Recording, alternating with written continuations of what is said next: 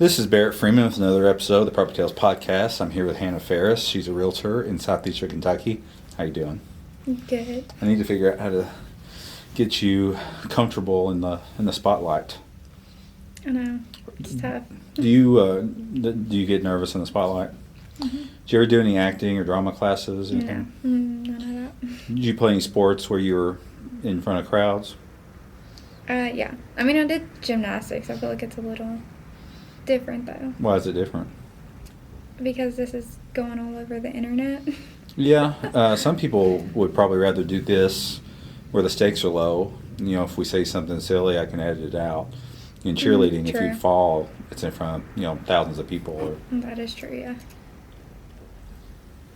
Did you ever get nervous cheerleading? Well, it wasn't cheer. I mean, I was by myself. What do you mean? Just gymnastics. Oh, so you weren't part of yeah. like high school cheer? No.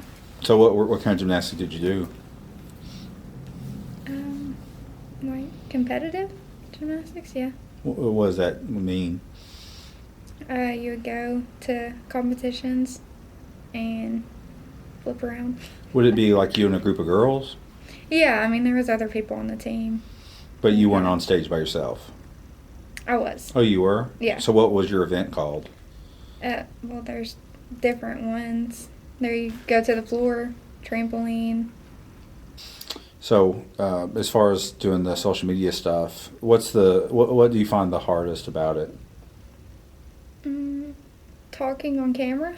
Or are you worried about saying something dumb, or is it How people perceive me. how do you think people perceive you? I don't know. How do you want people to perceive you? And I'm talking about in the context of your career. Yeah. Because I know you've got lots of friends and everybody loves you, but Yeah. as far as your career, how would you like to be perceived? Just business-like, well-mannered. I'm trying to work on our marketing, trying to put the face forward of, we're the best, Yeah. we're the most professional, we're the hardest working. I do wonder, what else can we be doing? I mean, we're doing all the social media we could possibly be doing. I couldn't post anymore. I post 5-6 times a day. Yeah. Across 4 different social media companies. Mm-hmm. We're doing billboards. Hopefully those will go up soon. Waiting on the vinyl to be printed, but I'm very excited for that. Yeah. Me too. We've got the biggest sign on Main Street, Freeman Brothers Properties. The problem with that sign is it's been up so long that people don't even see it anymore. It's just another building now. Right. Yeah. And that's why they say you're supposed to replace your billboards once a year, but it's too expensive to do that. So maybe every 2 years. But what else can we be doing? I mean, if there was a direction that I would run, I would run. I know. You're running in every direction, so. Well, and I would run in more directions. It's not an effort issue. It's how can we reach out to people? I mean, I think you're doing the best at it. I think the market's just kind of, If it was life or death and I had to sell 5 more houses this year, what would I do? Like I had to. There's a ticking bomb. It's going to go off. It's going to kill my whole family. Go knock on doors. Yeah. Let me buy your house. Let me sell your house. Yeah. But that's the way I think. I'm like, if I were desperate, and that's the way I do business in when I buy houses for myself, put renters in them, or with law, or with property management. We're frantic. I'm having 4 or 5 investor meetings almost daily now. People will just reach out to me on Facebook and say, I want to sell my house, or hey, will you show me how to invest in real estate? And I always say, yes, of course. I'd love to. It's very easy. It's mainly a money thing. Yeah. I always tell them, what do you want to buy? And I always tell people start with a duplex instead of just a house because it's just more efficient. And I tell them why I think it is. I tell them what the average price of a duplex in Corbin is, which I think you can probably get one for $180 now in Corbin. If there's one for sale, which there rarely are duplexes for sale. Yeah, there's not many. Well, they're all private deals, so that's why you have to yell so loud. I buy stuff because all the best deals I've ever made were private. People messaging me on Facebook. I've maximized. At least I'm not maximized the sales on those companies, but they're doing really well. Yeah. So the brokerage is doing. The brokerage is okay, but it's, obviously you always want to do better. And I'm just thinking, what can I, if I was desperate, what would I do?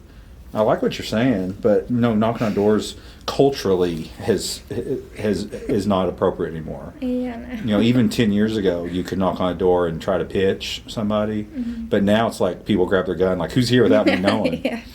Yeah, probably not a good idea. I've even thought, we all our agents are very good looking. I think I look pretty good.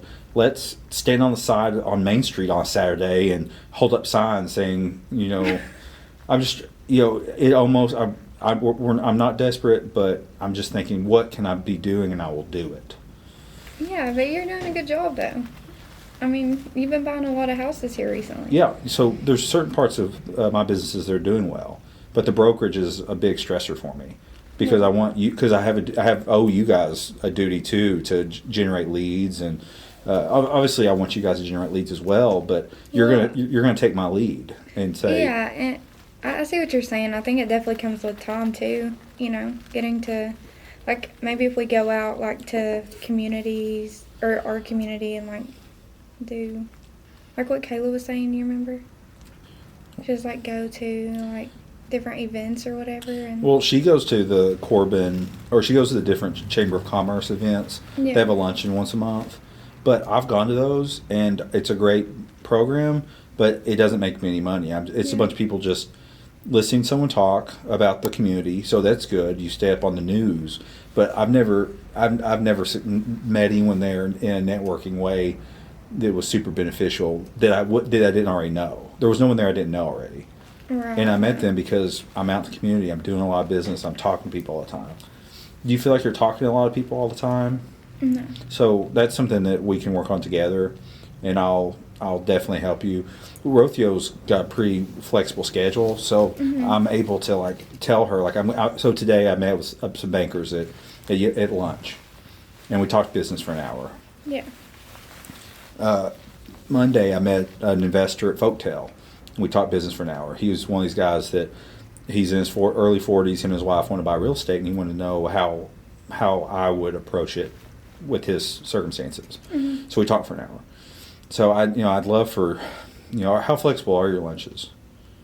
I'm pretty flexible right now. I mean, I kind of work whenever I want. That's nice. Yeah. So I and Kayla's on the road all the time. I'd love for you to just be on my hip at all these events. Like this is Hannah. She's really smart. She's really talented. Yeah, we'll definitely go. But real estate's just slow, so we're trying to network and meet as many people as we can. Yeah. That book I've been reading, Building a Real Estate Brokerage. The biggest thing so his big thing is recruiting new agents all the time. And that's just not something I'm really interested in because we don't have the training down. We need to be training more, and I don't have time to do it. And Tanya seems to be, she's just not doing it yet. Yeah. She's trying her best, She's busy but too. I guess, but it's funny when people tell me I'm too busy to do something. Like they'll say that's their excuse. I'm too busy to do something, and I'm like, I'm the busiest person that I know, and I've got time to do that. I'm asking you to do it, but what? You just add 5-10 more minutes to your day, or 30 minutes to your day. But what I've realized though is as the years go on, I keep adding like 20-30 minute little things to my day. No, you're not gonna have any time left. So my day starts at 7 a.m. and it ends around 7 or 8, pretty much every day. I think we're gonna get done here at like 6:30. But I didn't work out during lunch today because I had a banker meeting. So I'm going to go home after my 11-hour day, and I'm going to run on the treadmill 45 minutes. Have fun with that. What are your real estate goals for 2024? Buying a house. Investment house. Yeah, buying property. That's a really good. And at age 23, that's exceptional. Yes. Thank you. What about any sales goals? I mean, yeah. I hope I make some sales. That would be nice. My wish for you is to build up obviously make some sales, but definitely build up a network of people that are buying and selling. It's hard to do. Yeah. The way I've done it is completely through social media. I don't know of a better way. So anyway, I think that's been a good podcast. Yeah. We just need That's 5, 6, 7 minutes, and then I chop it up, make it nice, and then I do the reels, and the reels are where the money's at. Yeah. The reels are what no one's watching the podcast; they're watching the reels. The only way to get the reels though is to do this. Okay. So, all right, cool. That's been another episode of the PropertyTales podcast. Thanks for joining us. We'll see you next time.